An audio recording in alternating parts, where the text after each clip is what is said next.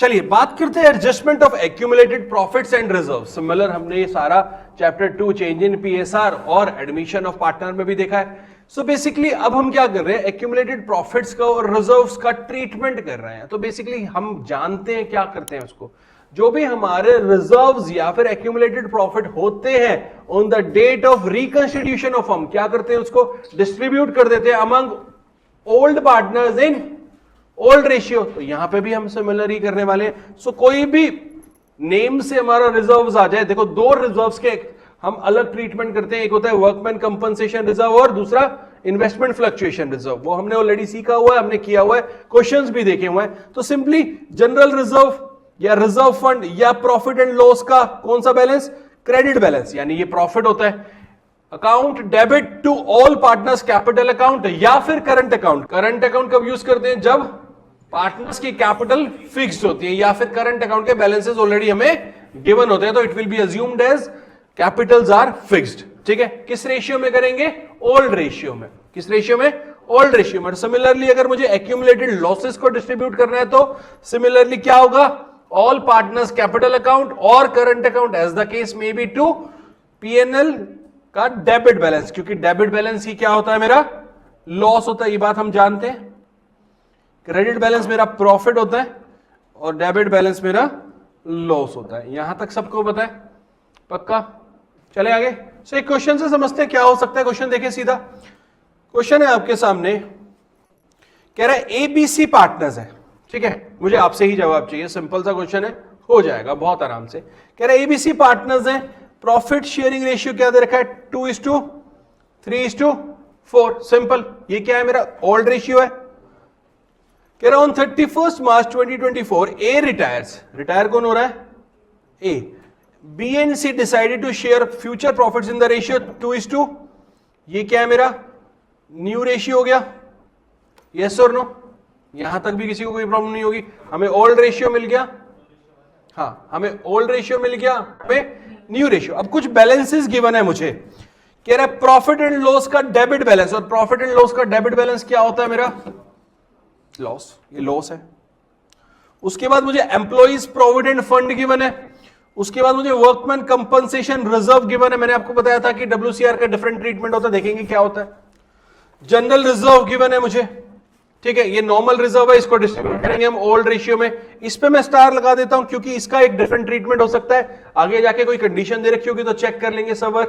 ठीक है, कह रहा है it is agreed that WCR is no more required, WCR की रिक्वायरमेंट नहीं है। एंड देखना क्या कह रहा है, 25% ऑफ द जनरल रिजर्व, इसकी बात कर रहे हैं, is to be transferred to provision for doubtful date.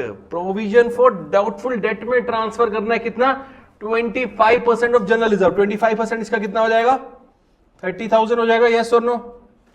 Simple, यहां तक कोई प्रॉब्लम। अब WCR रिक्वायर्ड नहीं है, इसका मतलब क्या है, कोई लाइबिलिटी नहीं है, तो सारा का सारा क्या करेंगे, डिस्ट्रीब्यूट कर देंगे किसके पास, ओल्ड पार्टनर्स, या इसके केस में all partners in old ratio. ठीक है, कह रहा है pass journal entries for the adjustment of these item on as retirement. बताओ यहां तक कोई दिक्कत है तो बताओ। तो हमारे पास क्या क्या डिस्ट्रीब्यूटेबल आइटम है, क्या मेरा पीएनएल का डेबिट बैलेंस डिस्ट्रीब्यूटेबल आइटम है, क्या एम्प्लॉइज प्रोविडेंट फंड मेरा डिस्ट्रीब्यूटेबल आइटम है। प्रोविडेंट फंड को क्यों डिस्ट्रीब्यूट करोगे आप, नाम कह रहा है एम्प्लॉइज प्रोविडेंट फंड, तो उसका पार्टनर से क्या लेना देना, ये मेरी एक नॉर्मल लायबिलिटी है जो मुझे गवर्नमेंट को डिपॉजिट करनी है on the behalf of employees, तो ये डिस्ट्रीब्यूट थोड़ी ना होगा।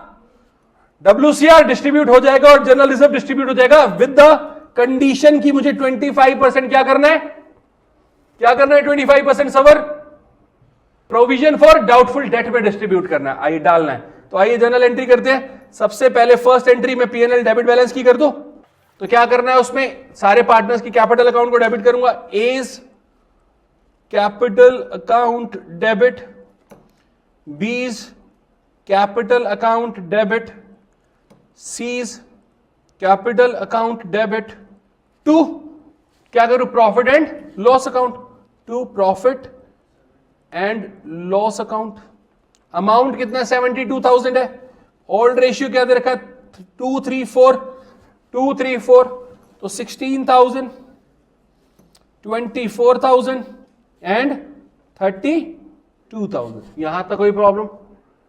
ठीक है, accumulated losses, accumulated loss transferred to the capital account of all partners on as retirement, यहां तक कोई प्रॉब्लम? सेकेंड उसने बोला WCR is no more required, तो WCR को भी डिस्ट्रीब्यूट कर देते हैं, तो WCR account debit to A's capital account to B's capital account to C's capital account.